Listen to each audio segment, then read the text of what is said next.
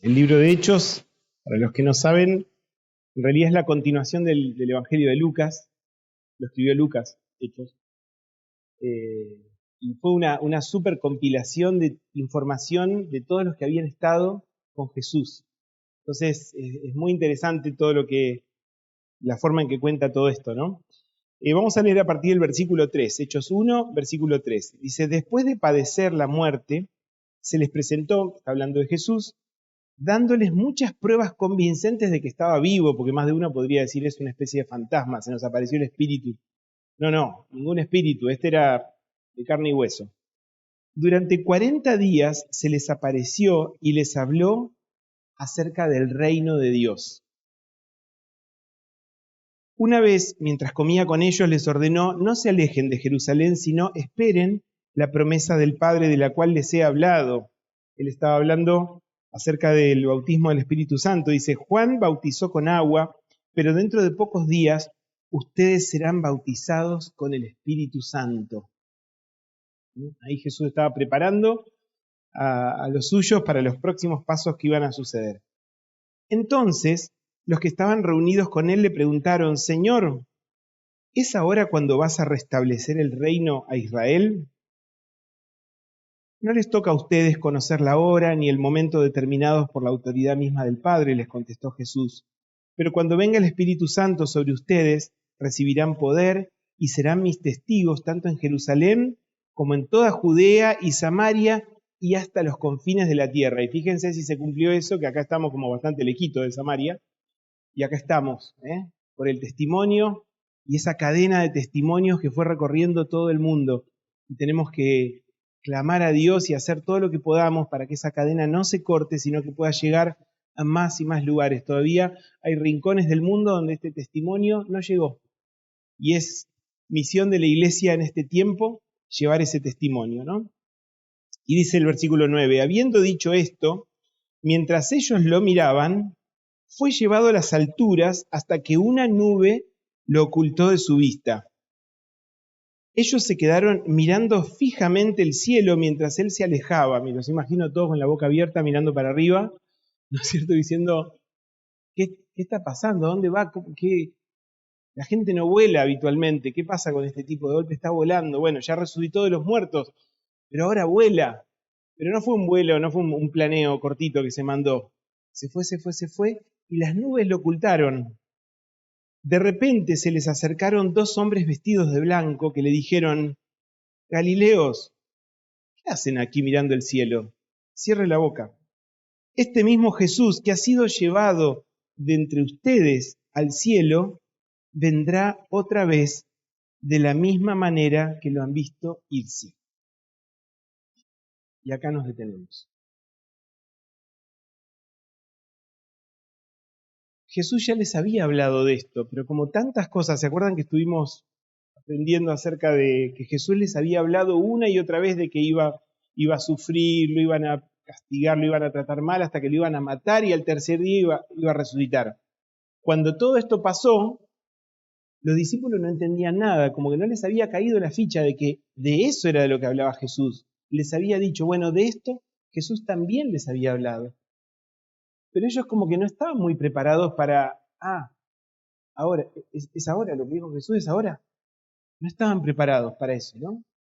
Sin embargo, este concepto, esta verdad, esta promesa que se clavó ahí de que Jesús iba a volver, fue un faro para la iglesia de todos los tiempos.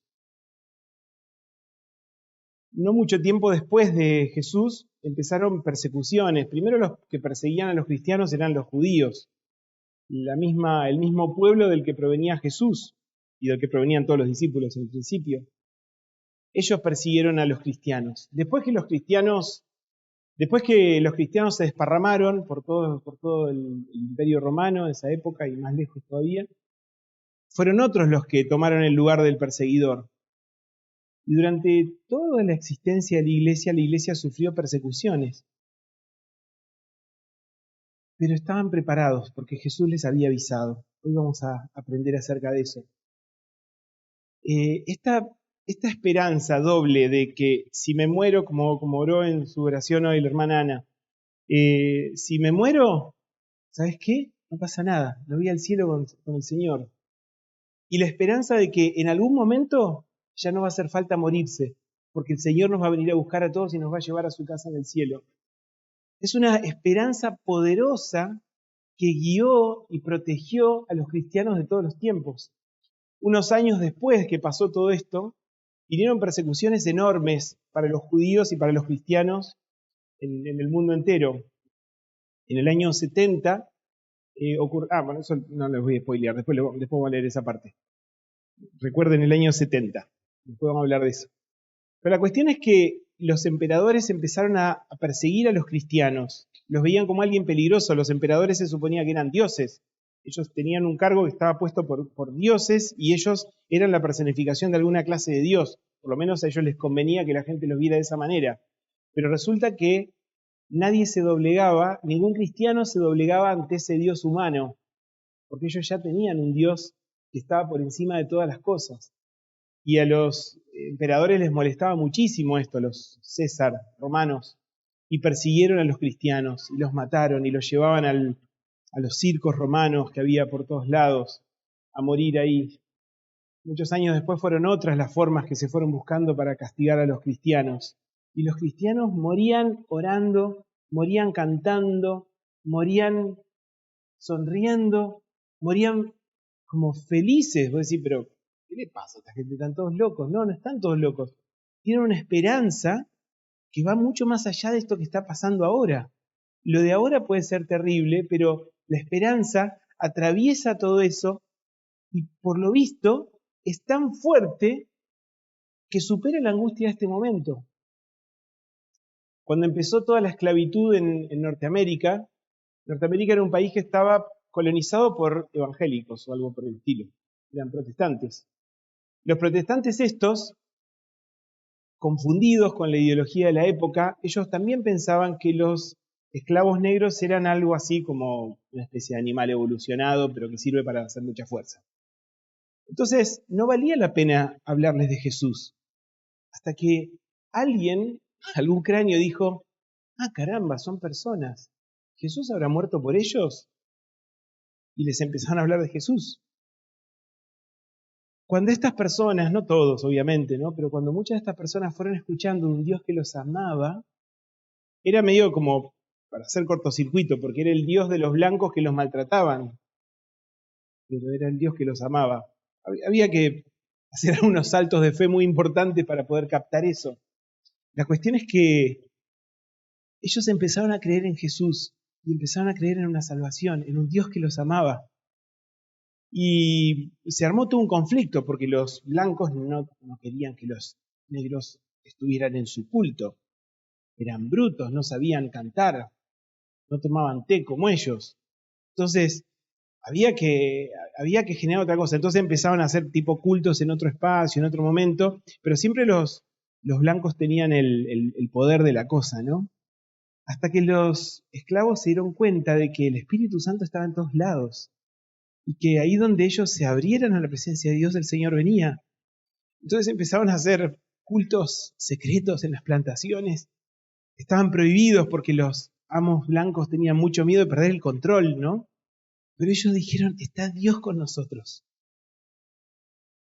Y saben que en esa época se gestó toda una forma de canto que hasta hoy en los coros se acostumbra, se llaman los negros espiritual. Son cantos de esperanza, porque justamente estas dos esperanzas, si me muero, no pasa nada. Y un día el Señor va a venir y nos va a llevar a un lugar mejor.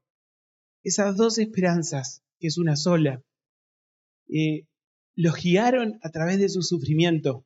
Y ellos la pasaban súper mal y eran muy maltratados, pero ellos sabían que esta no es toda la película. No vamos a terminar acá. No vamos a terminar acá. Fue tremendo esto, ¿no? Y sigue siendo tremendo. El otro día veía un videíto de una señora muy anciana con enfermedad de Alzheimer. Y la persona estaba charlando con esta señora, le hacía preguntas, ¿no? Y le decía, ¿qué vestido te pusiste hoy? Y ella miraba como si no reconociera la ropa. Y le preguntaba, ¿y conoces a...? Iba nombrando personas. No tengo idea. Ella no tenía idea de nadie de lo que le estaban hablando. Hasta que le preguntaron, ¿quién es Jesús?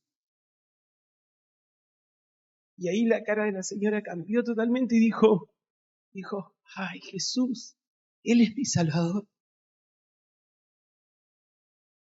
Y me llamó mucho la atención cómo terminó su explicación y dice, Él me va a venir a buscar y me va a llevar a casa.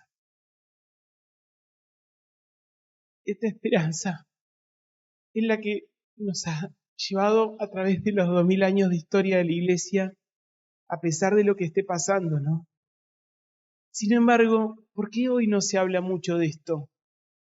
Se habla de salvación porque necesitamos una salvación. Tenemos tantos problemas que por favor alguien que nos salve. Nuestra vida es tan complicada que necesitamos a alguien que nos salve. Y no estamos pensando en la eternidad, estamos pensando en hoy, en el sueldo que no alcanza, en las divisiones familiares, en las parejas que se rompen, en los hijos que se alejan del hogar. Tantas cosas se piensan, pero no estamos pensando en la eternidad. Cuando la salvación no es que, la salvación son eventos que van a ocurrir allá en la eternidad en algún momento, ¿no? La salvación y la vida eterna es algo que lo vivimos a partir de hoy. La vida eterna no la tenemos algún día cuando nos muramos. No, la vida eterna la vivimos a partir del mismo instante en que ponemos nuestra fe en Jesús y decimos, Señor, ya entendí, no soy bueno, yo necesito un Salvador y resulta que vos sos mi Salvador. Vos sos el que puede cambiar mi vida. Vos sos el que murió en la cruz para pagar por todas mis macanas. A partir de que podemos entender esto y podemos creerlo, empieza nuestra vida eterna. Y el Espíritu Santo empieza a producir cosas en nosotros, o debiera producirlas. Si no las produce para preguntarse por qué. Pero bueno, eso puede ser otro tema. Pero a partir de que empezamos a vivir esa vida eterna, ya empezó. Nuestra cuenta hacia la eternidad ya está en marcha.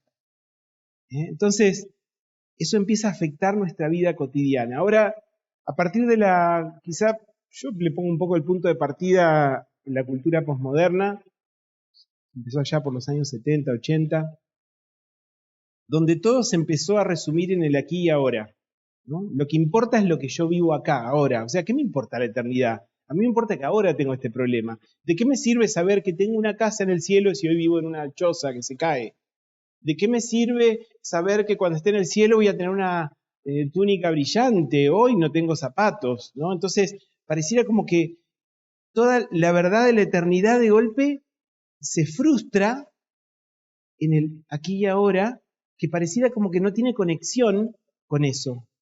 Entonces, muchos cristianos empezaron a dejar de poner la mirada en aquello y empezaron a poner la mirada en el aquí y ahora. Dios es tan bueno que Él me va a ayudar para que yo no ande más con los dedos afuera y pueda tener zapatos. Dios es tan bueno que va a ayudarme con mis problemas ahora. Y eso se tragó todo.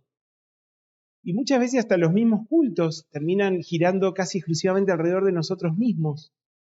Por eso es que es tan importante el énfasis de las misiones, porque el énfasis de las misiones nos saca de yo y mis problemas y mi, y nos ponen, ¿sabes qué? Está bien, ya sé que tenés problemas, pero ¿sabes qué? Hay gente que en este momento se está muriendo y no conoce de Jesús y no sabe que hay un Dios que los ama. O sea, date 5 minutos para pensar en esa otra realidad también. Está bien que pienses en tu problema, pero no pierdas de vista la otra. ¿Sí? Así que hoy, en realidad hace tiempo que yo venía con esta carga de tocar este tema, que quedó así como traspapelado en una pila de otras verdades y cosas como más urgentes. Sabes que tenemos problema con esto, así que hablemos de esto.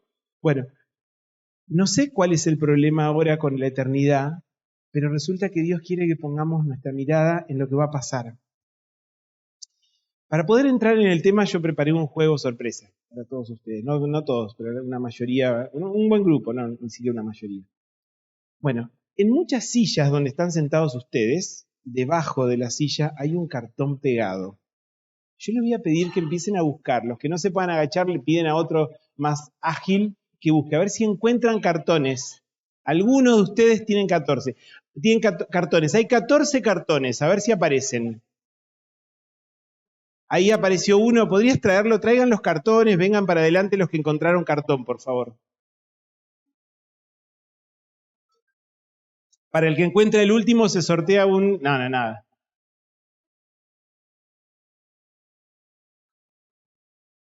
Todos tienen cinta atrás, los cartones. Si a alguno le falta cinta, creo que Juli tenía la cinta. Bueno, miren, eso es un rompecabezas. A ver si lo logran armar y cuando lo armen lo pegan acá. A ver, no sé si entra, espero que entre. A ver si le encuentran la vuelta al rompecabezas.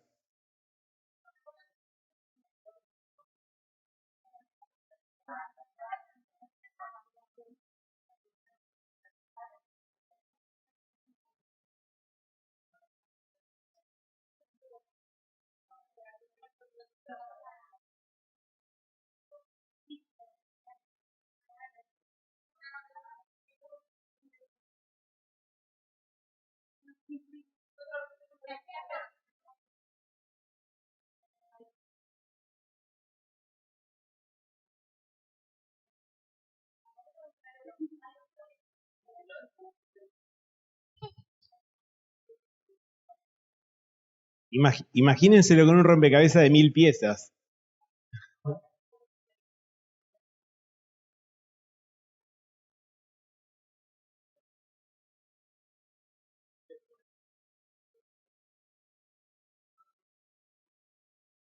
Espero que entre en la pizarrita. La verdad que no lo hice pensando en la pizarra, pero bueno, que Dios nos ayude.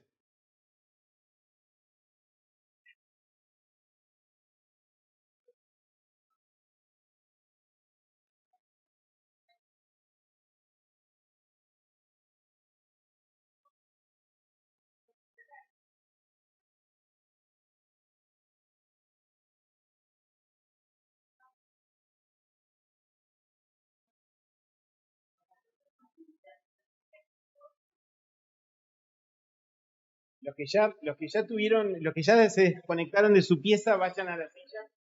Así se va liberando el... ¿Eh?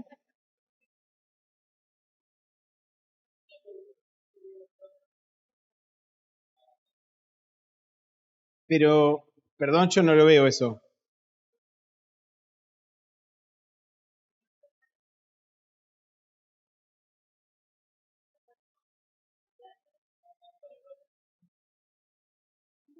Che, faltan cartones todavía, por favor. Bueno, pero al lado de Osvaldo, no sé, fíjense. A Osvaldo tenía encanutado la parte que faltaba.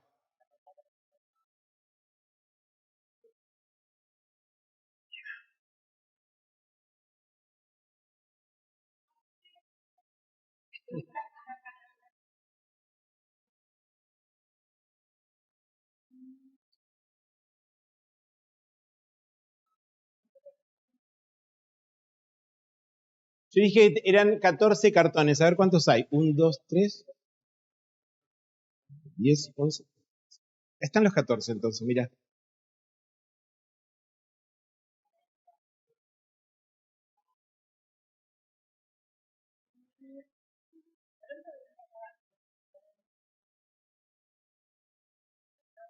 Mira, ahí conecta la O.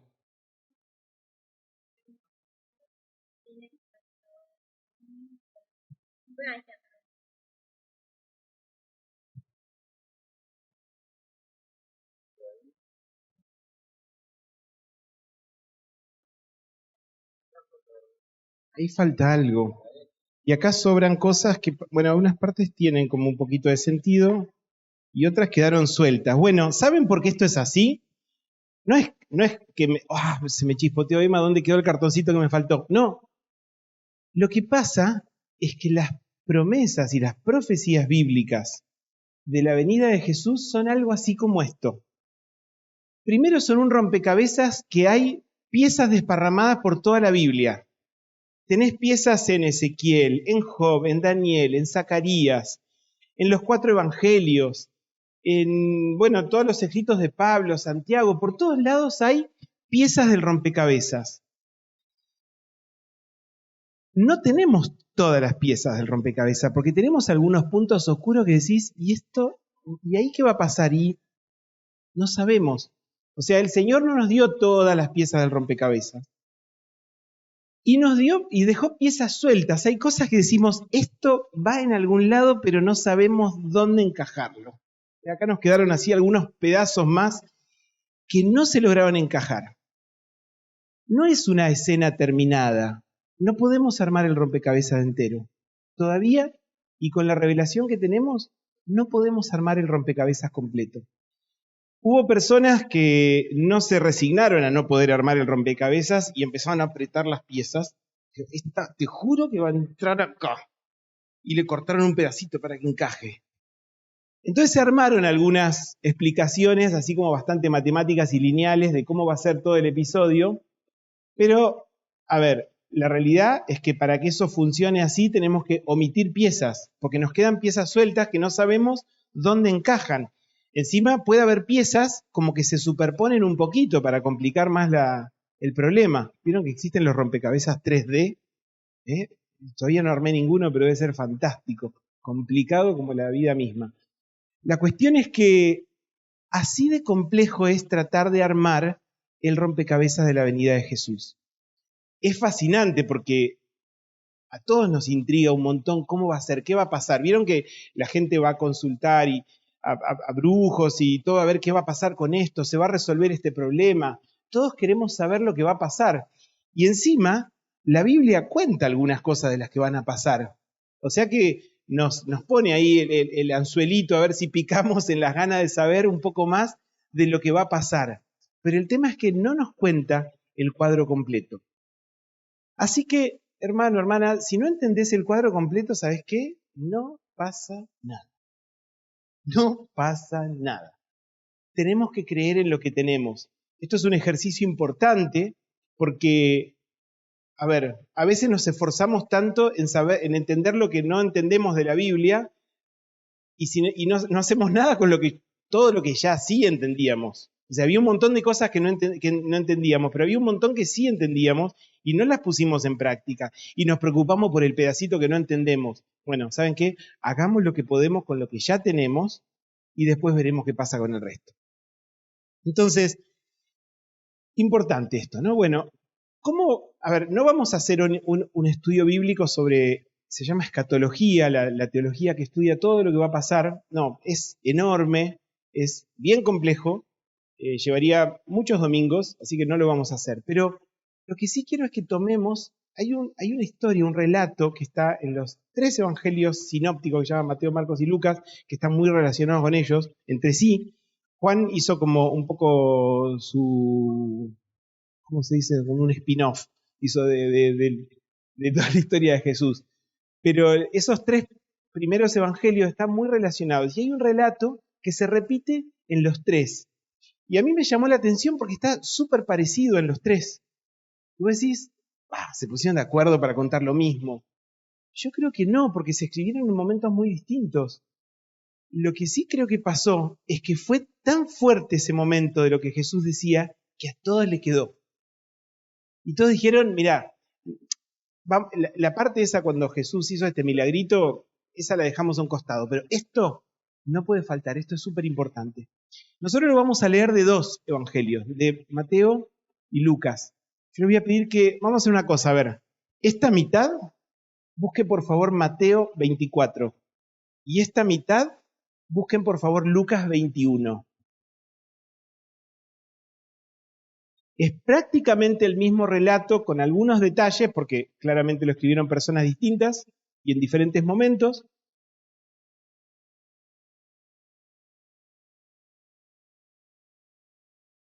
Nos va a llevar un ratito esto, espero que tengan paciencia. Capaz que nos pasamos 5 minutos hoy del horario habitual, pero tengan paciencia, vale la pena. Yo tengo todo escrito acá en la versión NBI, que es la de las Biblias rojas que están ahí arriba, y unos cuantos de ustedes tienen, ¿sí? Pero léanlo en la que quieran. Vamos a leer primero Mateo 24, 1 y 2. Y van a ver que los que tienen Lucas 21, sigan los versículos 5 y 6 y van a ver que es súper parecido.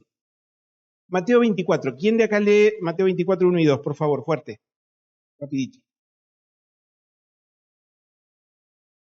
¿A la 1, a las 2, a las 3? ¿Vamos?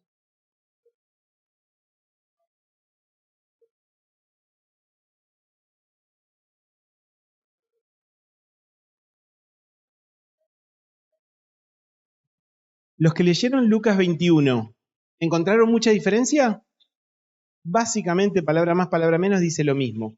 Esto que dijo Jesús ocurrió, hoy yo casi le spoileo esta parte, en el año 70, el emperador Tito se había recansado de los judíos y los problemas que traían los judíos y dijo, los voy a atacar en el corazón de ellos, se van a olvidar de que se llaman judíos, y fue, y no dinamitó porque no se había inventado la dinamita, pero si hubiera tenido, hubiera dinamitado el templo, destruyó el templo, prendió fuego todo, se derrumbó todo, todo se vino abajo y el corazón del pueblo judío, que era su templo, dejó de existir. No hubo más sacrificio diario, no. Había un montón de cosas que eran súper importantes para ellos y ese día terminaron para siempre, hasta el día de hoy. Así que ese año fue importante para todos ellos. Y esto que dijo Jesús se cumplió. Y fue como un pie para todo lo que él quería decir después. Ahora les voy a pedir a los que tienen Lucas 21, versículo 7. ¿Qué dice? Y ustedes lean el siguiente, por favor. El 3, versículo 3.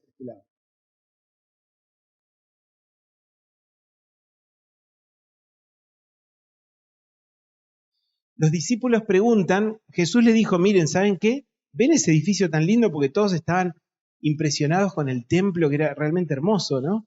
Y Jesús les dijo, bueno, mírenlo bien, porque en unos añitos no va a estar más. Aprovechen a sacarle fotos ahora. No va a estar más. Entonces ellos, intrigados por esto, ellos fueron entendiendo que Jesús estaba hablando de algo más grande. Entonces le preguntan, ¿cuándo va a ser este tiempo? Ellos todavía están pensando en la destrucción del templo, ya eso parecía terrible. Y Jesús les habla de un evento mucho más grande que iba a venir. Entonces Jesús empieza a explicar cosas. Mateo 24, versículos 4 y 5, por favor.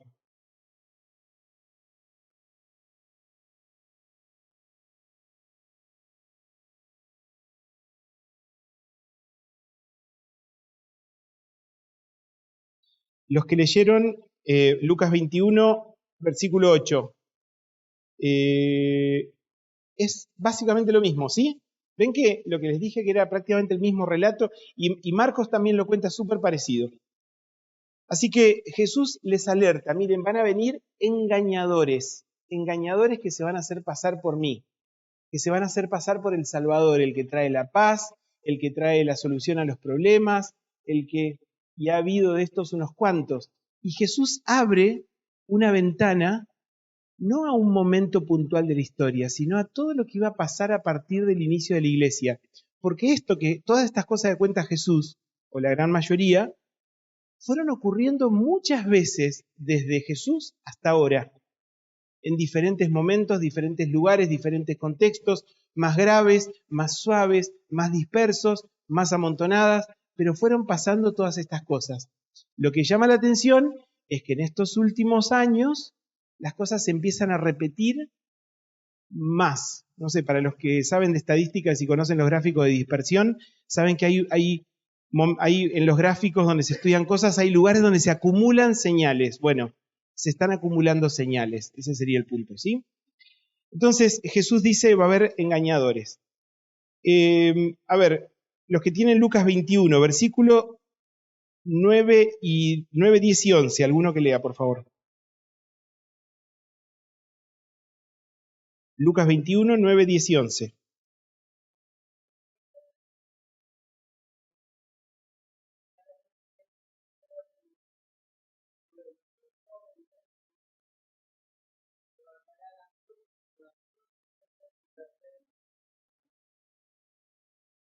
Once también.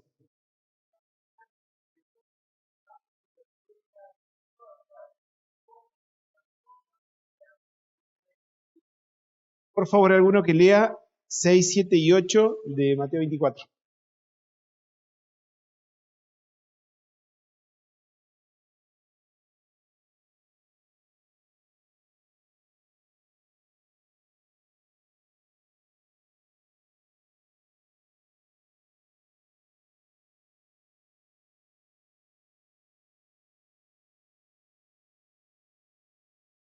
O sea, cuando todo se complica, vieron que los dos pasajes pasan por guerras, noticias. En ese tiempo eran rumores, hoy tenemos Twitter, no sé. Están todas las cosas que dan noticias rápidas, ¿no? O sea, los rumores llegan de otra manera hoy, pero guerras, rumores de guerras, revoluciones, hambres, terremotos. O sea, siempre hubo hambre en lugares diferentes del mundo, siempre hubo terremotos en algún lugar del mundo, siempre hubo guerras.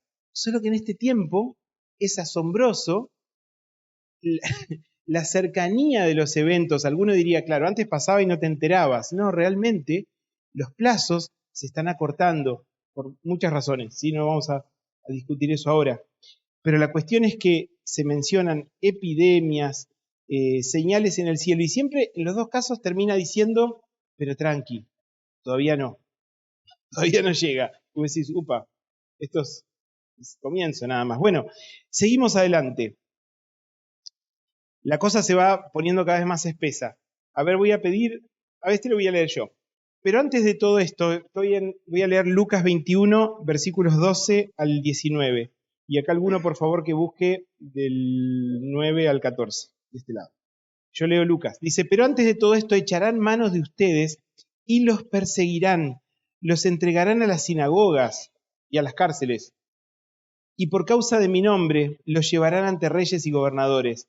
Así tendrán ustedes la oportunidad de dar testimonio ante ellos. En lugar de condolerse un poquito a Jesús, hay todo lo que les va a pasar, Jesús está diciendo, aprovechen a dar testimonio en ese momento. Aprovechen de decir quiénes son. Son momentos especiales que Dios les va a dar para decir lo que tengan que decir. Pero tengan en cuenta que no hay por qué preparar una defensa de antemano, pues yo mismo, qué lindo esto que dice Jesús, yo mismo, esto lo dijo cuando estaba acá en la tierra, todavía no había muerto, no había resucitado y no se había ido al cielo. Pero les decía, miren, cuando pase eso, yo voy a estar ahí. Yo mismo le daré tal elocuencia y sabiduría para responder que ningún adversario podrá resistirles ni contradecirles. Ustedes serán traicionados aún por sus padres, hermanos, parientes y amigos. Incluso a algunos de ustedes se les dará muerte. Todo el mundo los odiará por causa de mi nombre, pero no se perderá ni un solo cabello de su cabeza. Si se mantienen firmes, se salvarán. Por favor, alguno de este grupo que lea Mateo 24, del 9 al 14.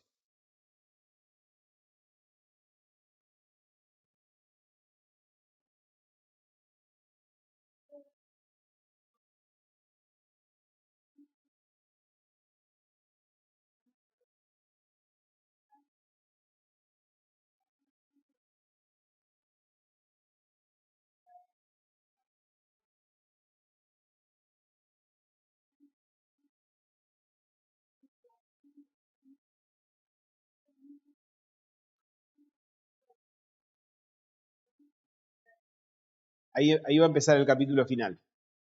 Mientras tanto, lo que dice es que este evangelio se va a predicar en medio de todas esas persecuciones y todas esas cosas que van a pasar, el evangelio se va a predicar. Ustedes saben que en Corea del Norte, por ejemplo, no se puede hablar de Jesús. No puedes tener una Biblia. No puedes decir yo soy cristiano. Nada de todo eso. Y ni siquiera con tus personas cercanas, porque cuando digas algo es muy posible que haya sido lo último que decís, porque tus parientes te van a denunciar. En Irán, en Afganistán, si vos decís algo en tu casa, tu familia, tus seres queridos, ese hijito al que vos le diste de comer con tanto cariño, o esa mamá a la que le hiciste regalos para el Día de la Madre y le dijiste te quiero mami, te pueden matar y entregar tu cadáver a la policía. Y nadie le va a decir, señora, ¿cómo va a hacer eso? Es su hijo. No, era cristiano. ¿Está bien? O sea, esto que dice acá, que uno parece medio descabellado, en realidad ya está ocurriendo. Que no ocurra acá en Trevelin no significa que no esté pasando. Está pasando en muchos lugares. Y esto no va a mejorar mucho. Si creemos lo que dice la palabra, esto se va a poner más y más espeso. Y va a empezar a llegar a cada vez más lugares. Hoy mismo, en un país tan evolucionado como Francia, si vos llegás a poner algo muy cristiano en tu Facebook, automáticamente empezás a tener problemas. Pero no es que había libertad de expresión, Es muy relativo todo eso, es muy relativo, porque para los cristianos ya se sabe, Jesús ya dijo lo que iba a pasar. Exhortación a la fidelidad, a no tener miedo. Miren, capaz que algunos hasta los maten, pero tranquilos, no va a ser en vano. Todavía sigue el siguiente episodio. En Mateo menciona exhortación a la fidelidad y a predicar el evangelio del reino. Hermanos, tenemos que predicar el evangelio del reino. Estamos en un reino con un rey que nos ama, un rey humilde que vino a buscarnos y dio su vida por nosotros. Ninguna otra religión tiene algo así. Los otros dioses de las otras religiones son dioses bastante despóticos, muy poco amorosos. Somos los únicos que tenemos un Dios que nos ama tanto que vino a pagar Él el precio de nuestra salvación, porque sabía que no podíamos hacerlo. Así que seguimos un pasito más, la cosa se va poniendo más espesa. Esto lo que vamos a leer ahora está en Mateo 24, me pongo los anteojos, del versículo 15 hasta el versículo 25. En Lucas está versículos 20 al 24. Yo lo voy a leer ahora de Mateo 24. Mientras tanto, alguno que lo vaya buscando en Lucas 21. Dice, así que, cuando vean ese así que, te avisa. Escucha bien lo que va a pasar ahora. Cuando vean en el lugar santo la abominación que causa destrucción, cada versión, algunos que dicen abominación desoladora, básicamente es una cosa, persona, símbolo, no sabemos muy bien, algo horrible y ofensivo. Dice, de la que habló el profeta Daniel, está hablando de Daniel, hay varios lugares en Daniel, el más notable es Daniel 11:31, que dice, se levantarán de su parte tropas que profanarán el santuario y la fortaleza y quitarán el continuo sacrificio y pondrán la abominación desoladora. Pero no explica bien cuál es. Nos dejó ahí abierto porque nos hubiera explicado, ya que vio todo eso, el profeta hubiera podido explicar un poco más. Pero lo dejó así, medio en abstracto, entonces nuestra cabeza empieza a volar, ¿no? ¿Cuál es la abominación desoladora? ¿Cuál es la cosa esa ofensiva? Entonces dice en Mateo, cuando vean en el lugar santo la abominación desoladora o la palabra que le hayan puesto en la Biblia que estás leyendo, los que estén en Judea huyan. O sea, esa va a ser la señal de que se disparó el episodio final. Dice, hay de las que, dice, huyan a las montañas, el que esté en la azotea no baje a llevarse nada de su casa, el que esté en el campo no regrese a buscar su capa, hay de las que están embarazadas o amamantando en aquellos días, oren para que su huida no sea en invierno ni en sábado. Imagínense, para los judíos que le caiga un sábado, no puedo correr. No, entonces, oren para que eso no ocurra de esa manera. Porque habrá una gran tribulación como no la ha habido desde el principio del mundo hasta ahora, ni la habrá jamás. Si no se acortaran esos días, nadie sobreviviría. Está hablando de algo de alta intensidad. ¿Sí? Pero por causa de los elegidos, cristianos, los que siguen a Jesús, se acortarán. Entonces, si alguien les dice, miren, aquí está el Cristo, o allí está, no le crean, porque surgirán falsos cristos y falsos profetas que harán señales y milagros. O sea, ni siquiera las señales y milagros van a ser el indicador de que parece que Jesús vino. Dice, a fin de engañar de ser posible aún a los elegidos. Fíjense que se lo he dicho a ustedes de antemano. Ahora vamos a pedir que alguno, Lucas 21, lea del versículo 20 al 24. Por favor, alguno que tenga 20 al 24 de Lucas 21.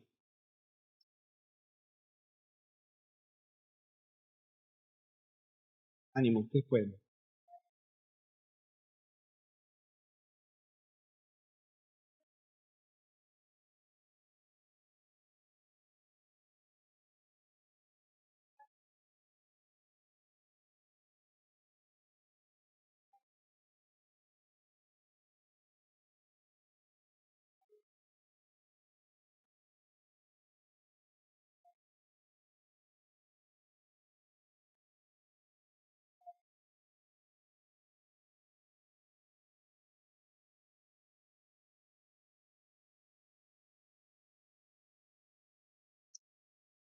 otra vez, el desastre importante y la aclaración. Pero acá no dice lo de la cosa horrible puesta en el lugar santo, sino que dice cuando vean a Jerusalén rodeada de ejércitos. Miren, las dos cosas juntas van sugiriendo que estamos muy cerca de eso. Yo creo que todos somos, más o menos relojeamos en las noticias, cómo se va complicando más y más el conflicto alrededor de Jerusalén. Este conflicto pareciera que hay como una obsesión con Jerusalén, que no es casual. No nos vamos a meter mucho en este tema, pero la cuestión es que la Biblia nos habla de ese conflicto. Yo no sé si, digamos, no es la primera vez que Jerusalén está con problemas. Entonces, si cada vez que Jerusalén tuvo problemas alguien dijo, viste, empezó. Bueno, tranqui, todavía seguía. Yo no sé si ahora es el conflicto este, pero de momento, porque ya estuvo Jerusalén en su momento, no sé, la guerra de los 100 días creo que fue, que también estuvo rodeada, todos los países árabes que la rodeaban quisieron bombardear y ganó Israel. Pero ahora empieza como a subir esa tensión cada vez más. ¿Qué pasa con lo que decía Mateo 24, el lugar santo, con esa cosa horrible? Y el lugar santo no existe más. El lugar santo era todo el área del templo, que quedó arrasada. ¿Qué pasó con el lugar santo? No está más. Bueno, los judíos, el pueblo de Israel en este momento están haciendo serios planes para volver a construir su templo. Cuando vuelvan a tener un lugar santo, ahí va a estar la bandeja preparada. Así que no sabemos exactamente qué es lo que va a pasar, pero hay un olorcito de que algo de esto está pasando. Así que estamos cada vez más cerquita. Ya falta poco. Mateo 24 dice en el versículo 26, por eso, si les dicen, miren, está en el desierto, no salgan, o miren, está en la casa, no lo crean, porque así como el relámpago que sale del oriente se ve hasta occidente, así será la venida del Hijo del Hombre. Donde esté el cadáver, ahí se reunirán los buitres. Inmediatamente después de la tribulación de aquellos días se oscurecerá el sol y la luna, y no brillará más la luna, las estrellas caerán del cielo, los cuerpos celestes serán sacudidos. La señal del Hijo del Hombre aparecerá en el cielo, y se angustiarán todos los pueblos de la tierra. Verán al Hijo del Hombre venir sobre las nubes del cielo con poder y gran gloria, y al sonido de la gran trompeta mandará a sus ángeles y reunirán de los cuatro vientos a los elegidos de un extremo al otro del cielo. ¿Suena como algo que pasó en un rinconcito del planeta de casi nadie se dio cuenta? Es como un evento global, totalmente global. Cosas que pasan en todo el planeta, al punto que no va a haber uno que diga, no me enteré. No, va a pasar en todos lados. Se va a ver el Hijo del Hombre, el Hijo de Dios, va a venir. Y toma un nombre antiguo cuando dice el Hijo del Hombre, ¿sí? Pero estamos hablando de Jesús. Él va a venir, como lo dijeron los ángeles cuando Él se fue para las nubes. ¿De dónde viene? De las nubes. Ahí viene. No va a haber ninguna duda. Y dice que va a mandar a sus ángeles y van a recoger, no sé, una mega aspiradora, no sé cómo va a ser, pero la cuestión es que va a recoger a todos los que estemos vivos en ese momento y los muertos también, dice en otro pasaje, todos los que hemos creído, hemos puesto nuestra confianza en Él. Llega la salvación, llega la salvación. Fíjense cómo lo dice en Mateo, en Lucas 21, dice, habrá señales en el sol y la luna y las estrellas. En la tierra las naciones estarán angustiadas y perplejas por el bramido y la agitación del mar. No sé bien qué es lo que va a pasar con el mar, pero evidentemente va a ser tan ruidoso el asunto, tan dramático, que van a decir, ¿qué está pasando? Van a estar todos los meteorólogos revisando sus modelos de cálculo y van a decir, ¿por qué está todo así? ¿No? Se desmayarán de terror los hombres, temerosos por lo que va a sucederle al mundo, porque los cuerpos celestes serán sacudidos. Verán, entonces, al Hijo del Hombre venir en una nube con poder y gran gloria. Cuando comiencen a suceder estas cosas, me encanta esta palabra, cobren ánimo y levanten la cabeza, porque se acerca su redención. Lo que para el mundo va a ser esto va a volar todo por los aires, ¿viste? Yo te dije que no apretaras ese botón. No sé cómo hacer la discusión en ese momento. El calentamiento global, los norteamericanos, las vacas, qué sé yo, todos los culpables del calentamiento global. Y resulta que la cosa viene de otro lado. la cosa viene de otro lado y dice, cuando pase todo esto, ustedes no estén como diciendo, ¡oh, qué barbaridad! Confíen, miren para arriba, porque su redención se acerca.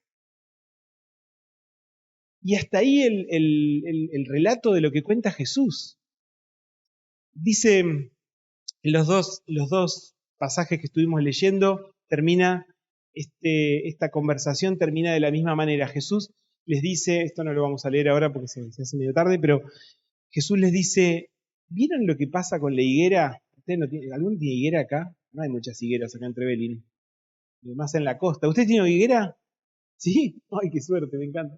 Bueno, en un lugar donde las higueras eran un arbolito bastante común, seguramente todos en la casa tenían una higuera en el patio, dicen, ¿vieron que cuando la higuera empieza a reverdecer, que empiezan a salir los brotecitos, ustedes qué dicen? Llega la primavera, llega el verano, está anunciando algo, ¿no? Bueno, o sea, hay algo visible que para ustedes significa algo, y en sus cabezas dicen, empezó el verano, empezó la primavera, empezó el cambio de estación, ¿no? Entonces dicen, si son tan capos como para entender lo que le pasa a la higuera, sean sabios también para entender lo que pasa en los tiempos, para mirar lo que está pasando. Por eso hoy estamos llamados a mirar con sabiduría y sin miedo lo que está pasando a nivel global, porque es un plan de Dios y nosotros tenemos mucho que ver con eso. ¿Qué nos toca hacer en el medio? Predicar el Evangelio del Reino. No es que dice, bueno, apurate a conseguir todos tus sueños. Apurate, te queda poquito tiempo para lograr tus sueños. ¿Cuántos te faltan en la lista? Dale, metele que se te agota el tiempo. No, que tus sueños sean los sueños de Dios. Hemos estado aprendiendo, ¿no? Entonces, soñá lo que sueña Dios y trabajá en eso. Y termina en los tres pasajes, que uno no lo leímos, pero termina diciendo una frase que es icónica de Jesús. Solo él podía decir una cosa así. Él termina diciendo, el cielo y la tierra pasarán, pero mis palabras jamás pasarán. La dejó clavada ahí. Esto no se mueve, esto es la verdad. Créanlo y vivan en función de esto, porque esta es la verdad. Esto era lo que Jesús quiso que sus discípulos supieran, por lo menos hasta ese punto. Después el Señor siguió revelando. Hay mucho más. Y la cosa voló por los aires cuando Juan ahí en esa islita donde estaba preso y él pensaba que estaba perdiendo el tiempo y el Señor le reveló como 10 capítulos más de la siguiente temporada y se puso el tipo a escribir, dijo, no me van a creer cuando lean esto, y escribió todo y quedó todo registrado, ¿no? Para terminar esto, yo quisiera que busquemos dos pasajes y ya terminamos, dos cosas cortitas. Me parecía importante que pudiéramos tocar este tema que hasta donde yo me acuerdo en esta congregación nunca se tocó así, de refilón, lo fuimos arrimando, pero nunca lo enfocamos así de manera muy directa. Vamos a buscar en Santiago 5, la carta de Santiago, capítulo 5.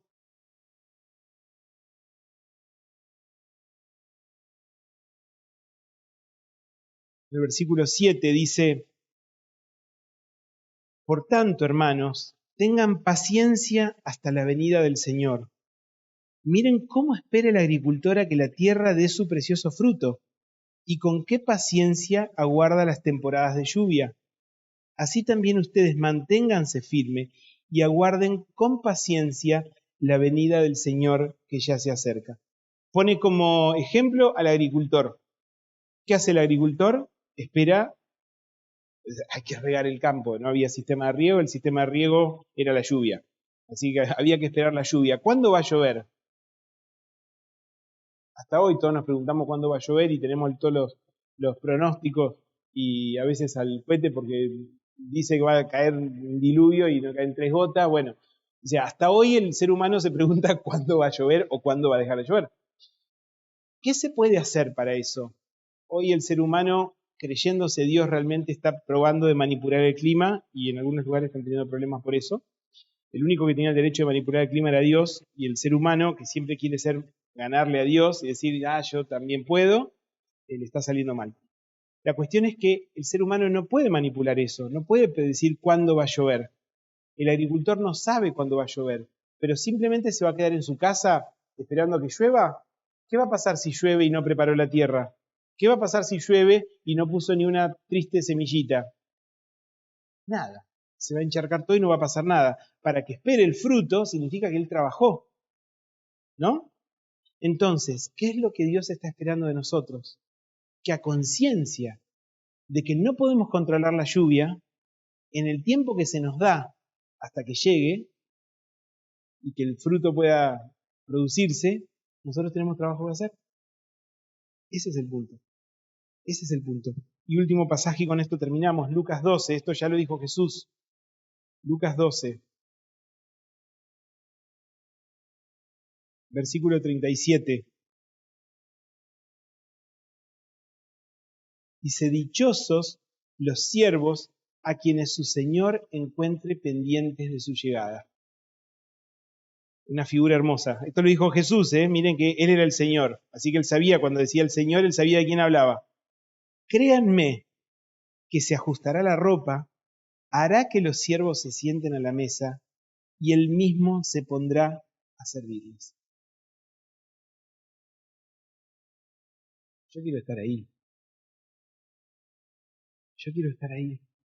Pero no le va a tocar a todos, pareciera semejante dicha, sino a los siervos que estén ocupados haciendo lo que tienen que hacer, preparando la llegada del Señor, que no saben cuándo va a llegar, porque un poco la clave de ese pasaje era que nadie sabía cuándo iba a llegar el Señor. Entonces, mientras que hacían y se sentaban ahí, no sé cuándo va a llegar, vamos a tomar sol, otra vuelta de mate. No, haciendo lo que tienen que hacer. Hermano, hermana, nosotros estamos llamados a servirle y llamados a trabajar en lo que tengamos que hacer. Cada uno de nosotros tenemos diferentes propósitos, diferentes misiones en la vida. Algunos será acá adentro, otros será afuera, no sé, cada uno tiene sus lugares donde Dios quiere usarnos, ¿no? Pero si el Señor viene y nos encuentra simplemente relajados esperando que llueva, y no sé cuál va a ser el premio, no sé. Yo lo que quiero es que el Señor me encuentre así, y quiero que nos encuentre a todos así. Este llamado a tomar conciencia de que el Señor viene y que pareciera que el ritmo de los acontecimientos se va acelerando en este tiempo, es un llamado a esto. ¿Qué vas a hacer? ¿Qué voy a hacer? ¿Cómo voy a vivir este tiempo que todavía se me da, se me regala para vivirlo? Mientras haces tu vida, mientras tus planes se siguen desarrollando, pero ¿qué pasa con la parte de Dios en tu vida, en mi vida? ¿Dónde queda eso?